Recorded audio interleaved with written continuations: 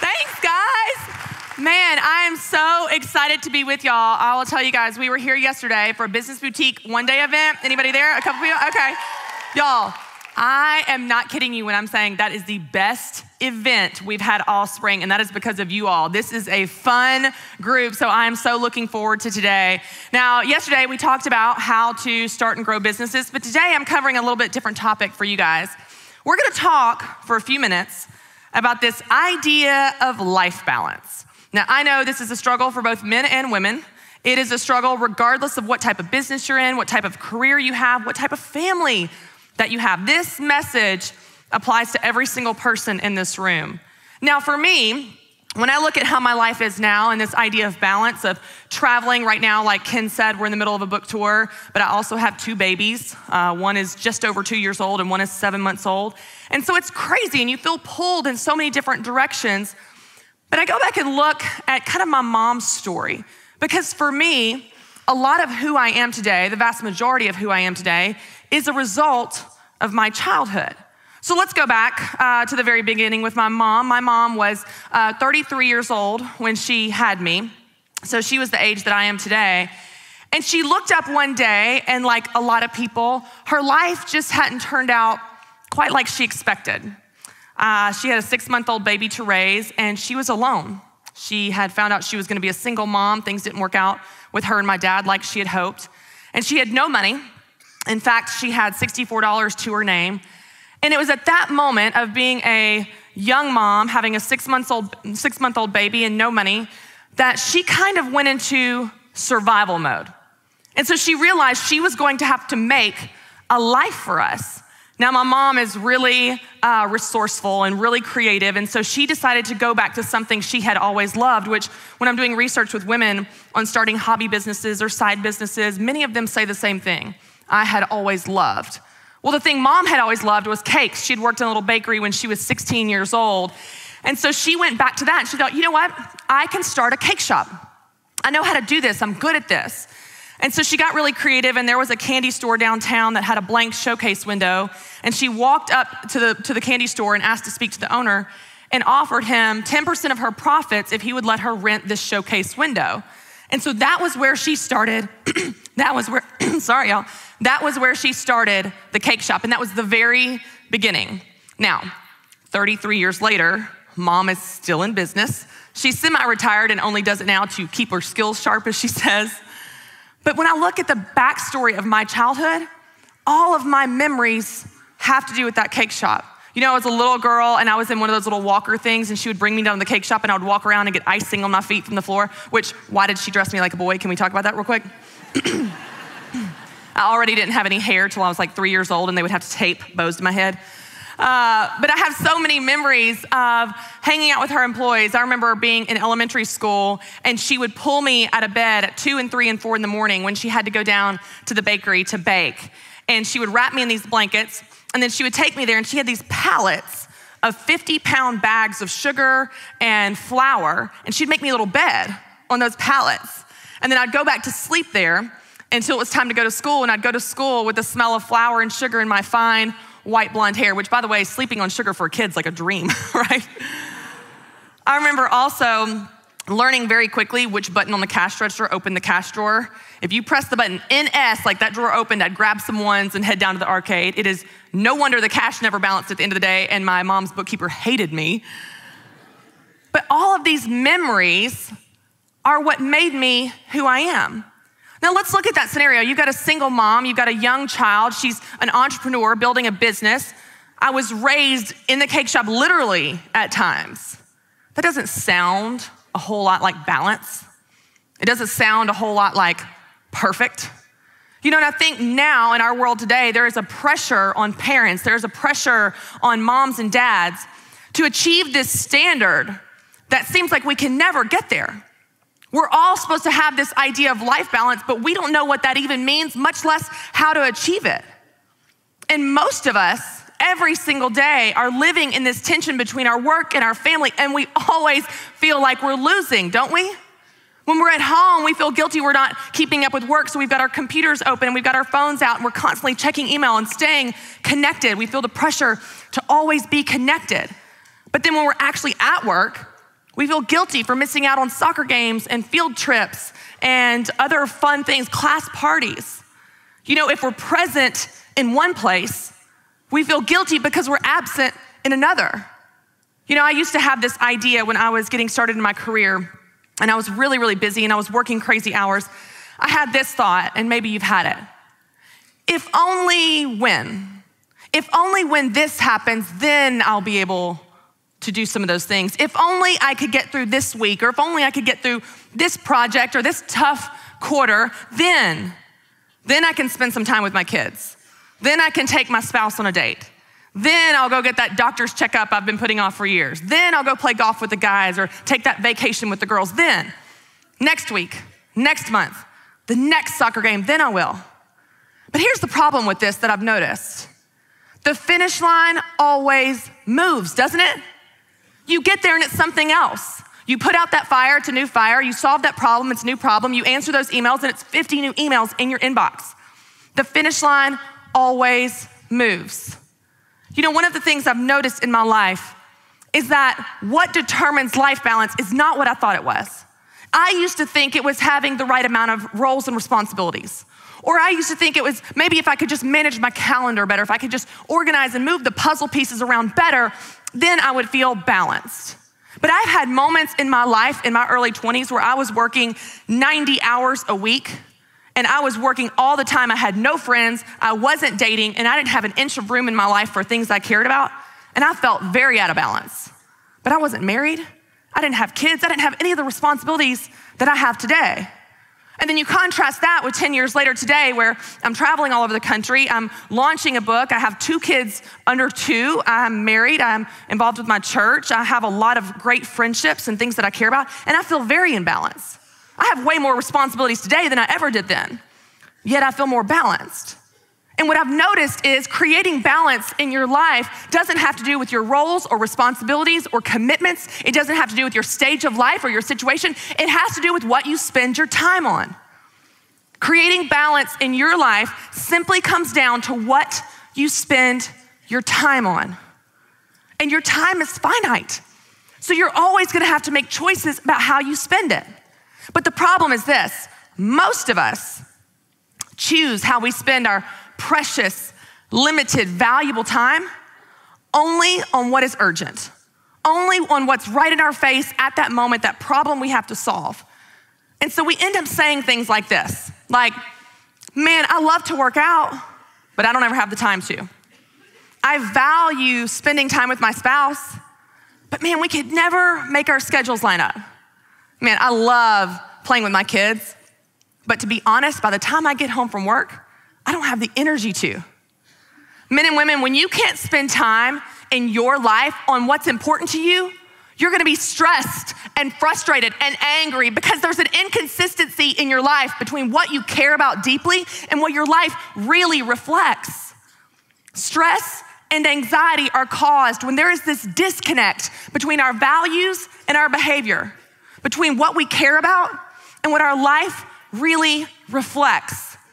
You know, my husband and I, we experienced this a couple years ago in kind of a comical way. I was pregnant at the time with my son, Carter. Carter is my oldest son. So I was pregnant with him, and here's one of the things I've noticed, and maybe you've experienced this as well. When you are pregnant, especially with your first, people are so generous with their advice, aren't they? They're just givers. All just ready to tell you what to do. So one of the things that they tell you is that in your first trimester, those first few months, you'll be tired. Well, I would like to testify today that that is understatement of the universe, right? Like tired to me is like Friday after a long week. This was like I had the flu and mono and had run 5 marathons on no sleep. That is what this was like. Now you guys need to know I'm a really active person. I love to run and bike and hike, and my husband and I even met in a running group. So when I was pregnant with my first son, Carter, and I was so tired and I was in the fetal position for weeks and weeks on end, it wasn't just a shock to my schedule, it was a shock to my whole sense of identity. So there was this one day, I remember it very vividly, and I'm sure my husband does as well, because it was in the summer, And I was laying on the couch. I was, had a blanket pulled over me, sipping on some ginger ale, feeling real sorry for myself, having a good pity party, when my husband comes home, really chipper. And he decides that he's just gonna go out on this beautiful day for a run. He did decide that. So he goes upstairs and changes into his clothes, and he comes down on his good dry wick shirt and his bright running shoes, and he comes around the corner, and y'all, the sun is beaming in through the glass. Like, it is a perfect day for a run. So he walks by me on the couch, and he's got a little extra pep in his step. He's getting his water bottle and his headphones, and he just looks so happy. And I felt it happening. I felt the crazy creeping up inside of me. Now, if you've ever had a pregnant woman in your household, you know that there's crazy and then there's pregnant crazy, and it's like a whole nother level, right? So I'm laying there and I feel both rage and tears boiling up inside of me, but I can't stop it because it's kind of like a sneeze. If you try to stop it, things are only getting uglier right then. So I just start bawling, crying on the couch. And of course, my husband is over here in the kitchen and he has no idea what has gone wrong. And he kind of slowly turns around and slowly tiptoes towards me. And he goes, "Well, what's wrong, babe?" Terrified of the answer, but knows he has to ask. And in this moment, I start crelling at him. This is crying and yelling. It's the perfect storm of terrible emotions because I'm bawling my eyes, but still have the energy to shout at the top of my lungs. I say, well, it would be nice to go for a run, wouldn't it, Matt? It would be nice. You just live your life, Matt. Just live your life. I'm a real delight as a wife, by the way. So my husband kind of slowly backs out of the room and starts to untie his running shoes. He goes, "Oh, I'm not in the mood suddenly. I don't know. I don't think I'm going to go today." But what I felt in that moment and what I said later when I was a little less crazy was that I was jealous. I was jealous that he could do something that was important to him and I couldn't. Now, it wasn't his fault. He didn't do anything wrong. But you know what? It doesn't change how frustrating it is when you can't spend time on what's important to you. It doesn't change how frustrating it is when you can't spend time in your life on what's actually important to you. That's why I want to spend a few minutes talking about how to create your version of balance, how to create balance in your life and align your time with your most important priorities to bridge this gap between what you care about and what your life really reflects so that you can have your version of balance. So let's talk about how to do that. The first thing I want you to do is I want you to make time for what matters. I want you to make time for what matters. So let's say, for example, you value a hobby like golf or running, or maybe you love alone time. Maybe you love reading. Maybe you love time with your family. Your values are where your time should be spent. I want you to think about what your values are. A few years ago, I was speaking at the Westin Resort, and as I was checking in, I noticed something about the woman that was helping me get to my room. Her name tag said Marie, but just below it, it said, "My passion is my family." And I thought, well, isn't that interesting? Like, that doesn't have anything to do with me getting to a room. And so then I'm curious. Y'all know I'm a people person, so I'm like creeping over in this line. I'm like, well, what's your passion? And what about you over here? Oh, tell me. Okay. Isn't it interesting that the Westin Resort did that? They allowed their team members to put their passion on their name tag, and they allowed it to be extremely personal. It wasn't like they said, "Hey guys, we got a new corporate initiative and we're gonna put your passion on your name tag," and you get a couple choices. Fast service, maybe rescanning demagnetized room keys, that sounds fun. Making angry guests happy, you get to choose. No, they let them put their passion on their name tag. I found this so interesting, I asked them if I could take a picture of it, so I've got a picture of them up here. Now this guy right here on the left, when I asked him what his passion was, he said progression. And when I asked him what that meant to him, he said, "It reminds me of how far I've come since my childhood."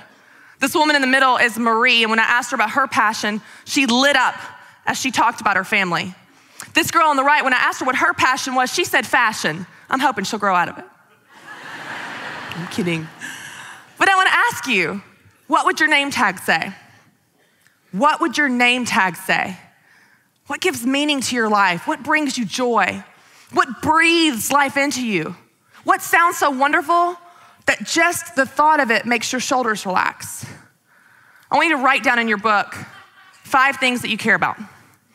5 things that are important to you. And they can be as general as alone time or as specific as Sunday night dinner around the dinner table with every family member present. While you're writing down some of these, I'll tell you some of mine. Time with my family, being outdoors and running. As we know, if I don't get to be outside, like things can get ugly. Being creative, I love to write. Anything like that, being creative, being with friends. I actually have some friends now I'm happy to report, so they're a priority. So write down some of yours. What are some things that are important to you? Here's what you'll find. When I travel around the country speaking on this and I ask people what is important to them, most people know. You probably had a few things come to mind. Man, I love this. Man, I used to love this, and it just kind of fell by the wayside when life got busy. When you ask people what matters to them, most people know. The problem is not that we don't know what matters to us. We know what matters. We just don't live like it does. We know what matters. We just don't live like it does. And so many people tell me, Christy, I would love to do these things that I wrote down. I would love to spend more time on these things that I care about, but I just never find the time. No, you don't. I don't ever find time, do you? Oh, time. Hello.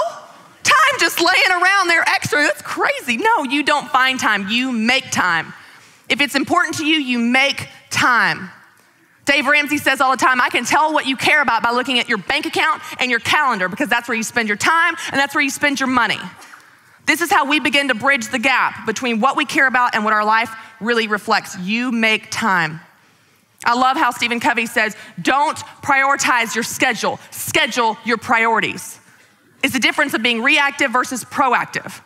Now, there are tips on how to time block and how to manage your calendar more effectively, but life balance as an idea is actually really simple. It's simply living from your values. It's simply creating a life that reflects what's actually important to you. And your version of balance can and should be exactly what you want it to be. Because at the end of the day, the only one living your life is you. So the first step is you want to make time for what matters to you. The second step is I want you to cut out what doesn't matter. Cut out of your life and your schedule and your calendar these things that you're doing, that you're spending your precious life on, that you don't actually care about. So I'll give you an example. I don't know about you guys, but I love to be the hero. I love saving the day when there's a problem. I love coming up with a solution. If there's a gap, I bridge it. If there's a need, I fill it. I love saving the day. Because if I'm honest with you guys, being needed makes me feel good about me.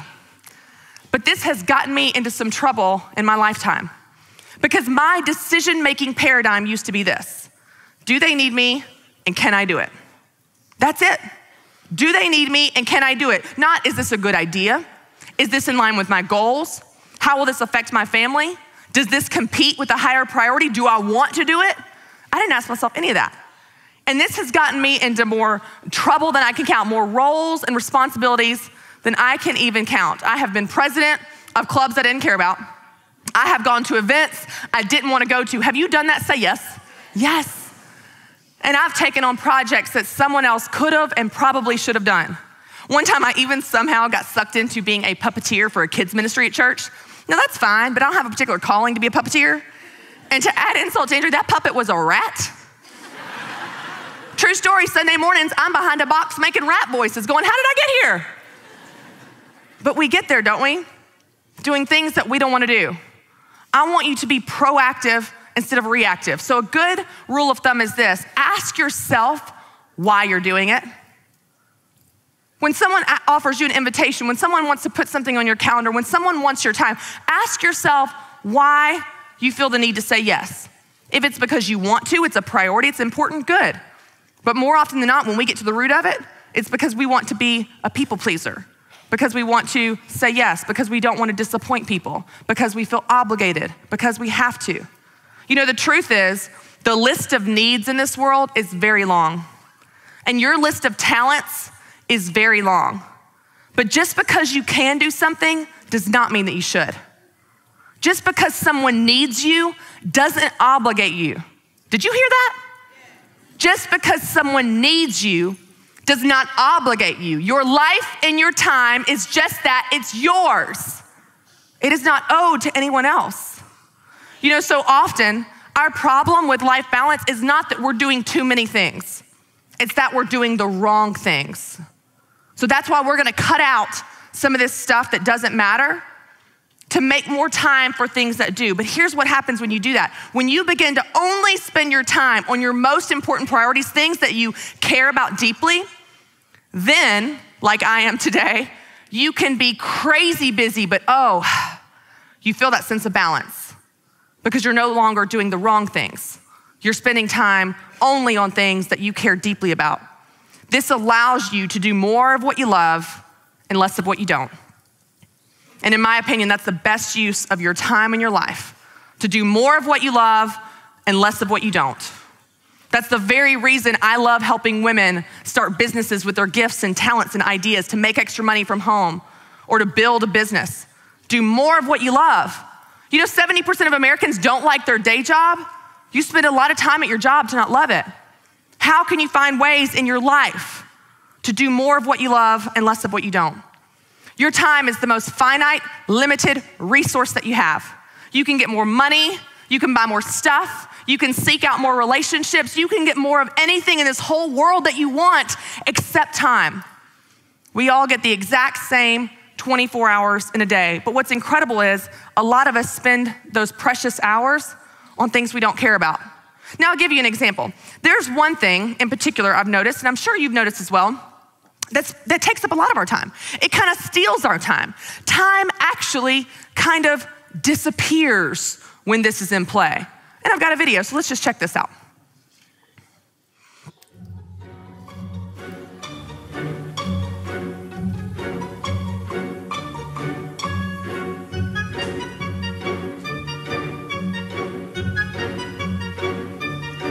Really?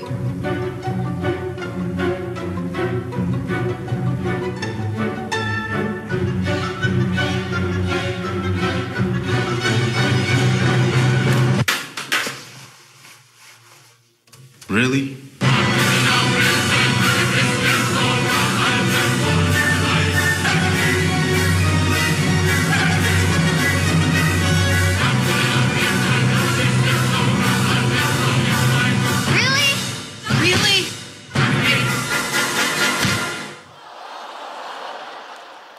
So feel like he deserved that a little bit.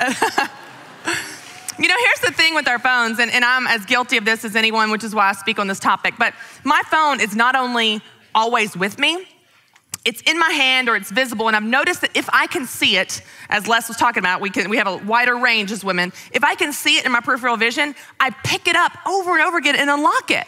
It didn't ring, it didn't vibrate, there were no notifications, it's like habit.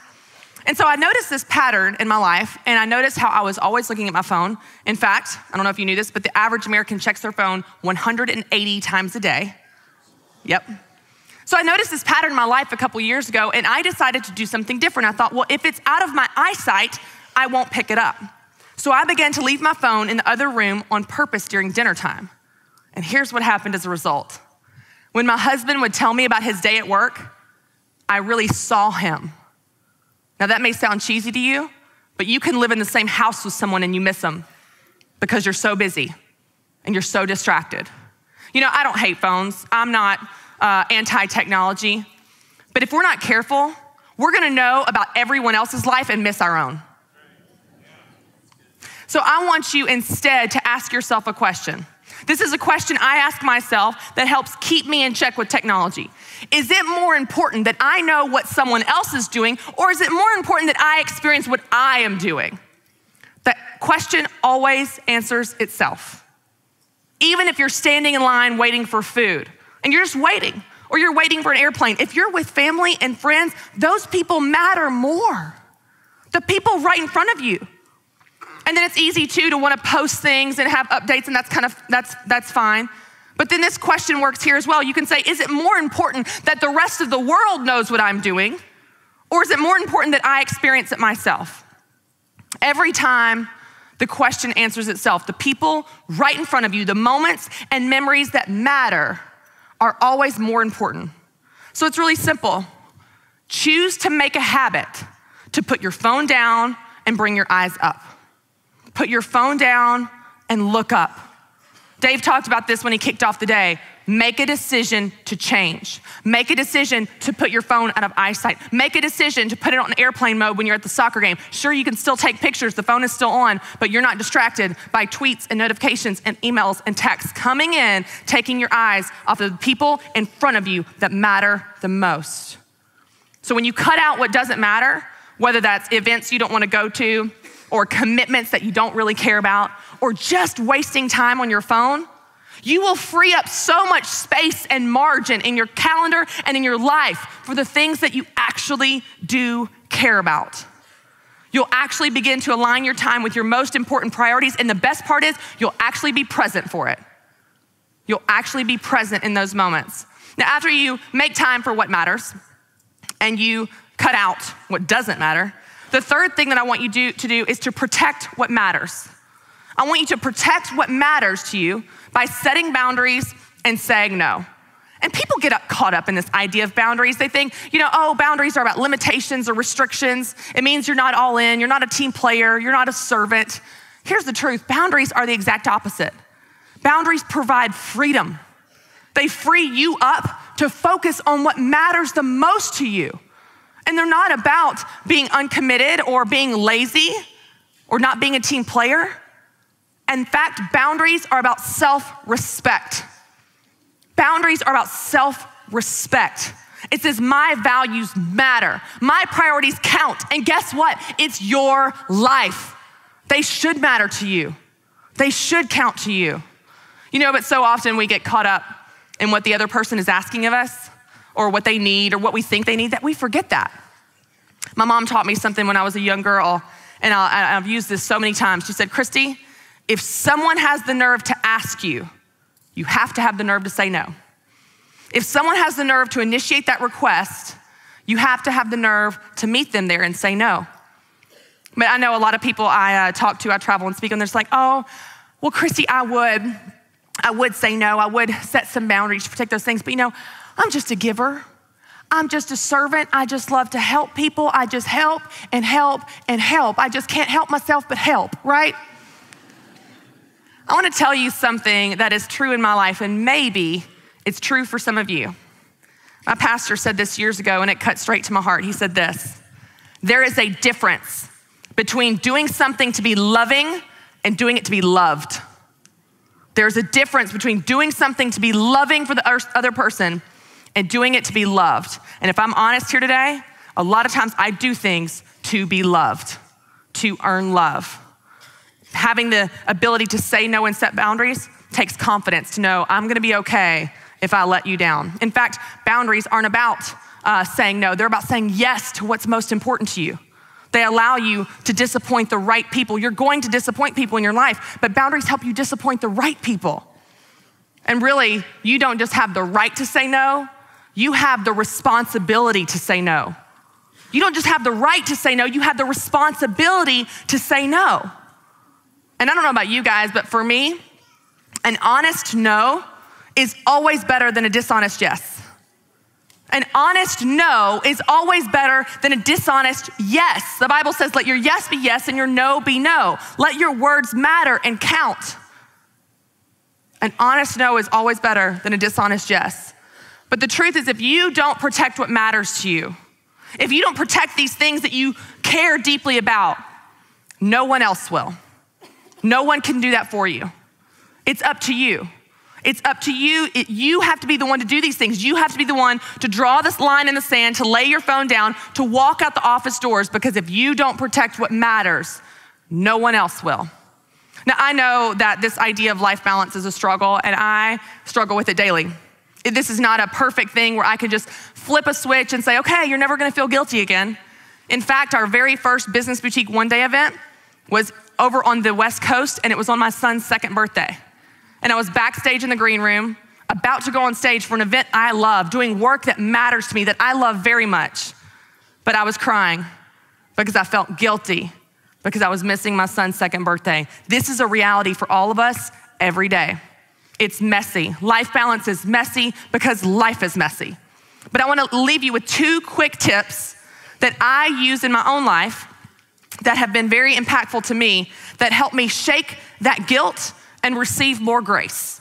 So let's talk about how you can shake some of this guilt and receive more grace. The first thing that I want you to know is that what you're doing is important.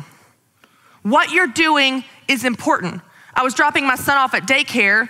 This was my first son, Carter, for his first time at daycare after 3 months, which any moms in here know that is an emotional day. You are a basket case. There's no stopping the tears flowing that day. And I'm driving away from daycare crying. Now keep in mind, my drive from daycare to my office with Dave Ramsey is approximately 1/4 of 1 mile, okay? Like this child is close and he is fine. It was a great daycare. But I'm feeling so guilty. Your mind is flooded with, does he need me? Is he sick? What if he's crying? Is he okay? On and on and on. And I felt God say to me, Christy, I want you to remember that what you're doing is important. And God was talking about what I was driving to my job.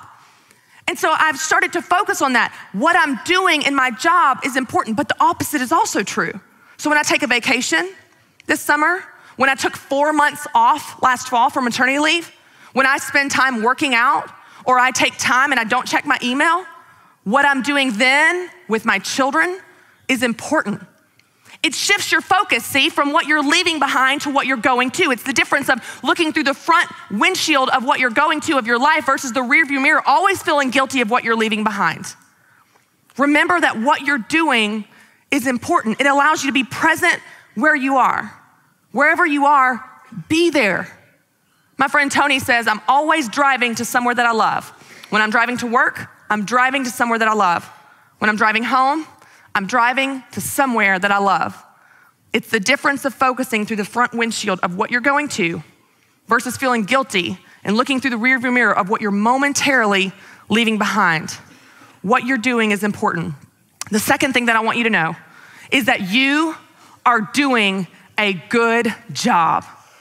I had a moment that stuck with me, again, with my son, Carter. This was about 3 or 4 weeks. He was only about 3 or 4 weeks old.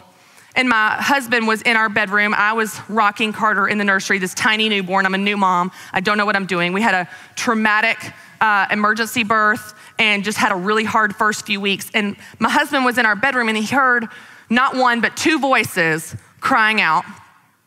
And he rushed into the nursery to see what was wrong. And I was sitting there rocking my son, bawling my eyes out, feeling like a failure, feeling like I couldn't do it. This is too hard. I'm not doing the right things. And he stood in that doorway with an unbelievable certainty. And he just said those words to me. He looked at me and said, you are doing a good job. And I cried even harder because I wanted so bad for that to be true. And I found as I travel around the country and I sit knee to knee with women on their businesses or working with leaders or helping people with life balance, that most people walk around every day with the heavy and exhausting belief that they are not enough. They're not good enough. They're not doing the right things. You know, this life balance thing is hard.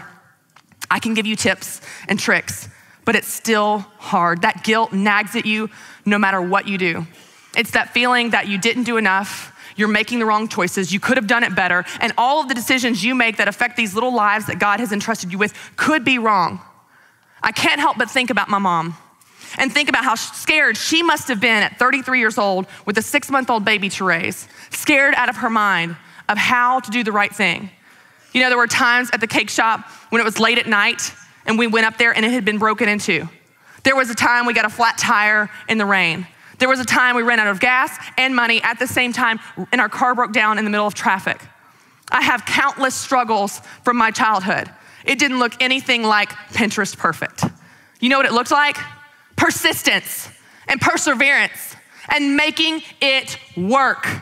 I can tell you, my mom didn't teach me work ethic or character or integrity or perseverance. She lived it right in front of me. And as a result, I live it as well. See, my mom was a fighter and a survivor, a woman that didn't apologize for her dreams or take the back seat in her own life. I was raised by a woman that raised a child and built a business and impacted her family and her community and the kingdom of God because she was brave enough to make it work. Thank you.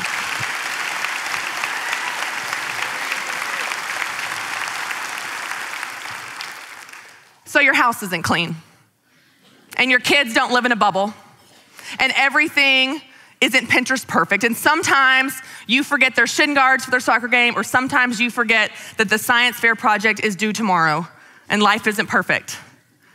Don't be sorry for the struggle. I can tell you from experience, I didn't make it in spite of the struggle. I made it because of the struggle. Thank you guys for having me.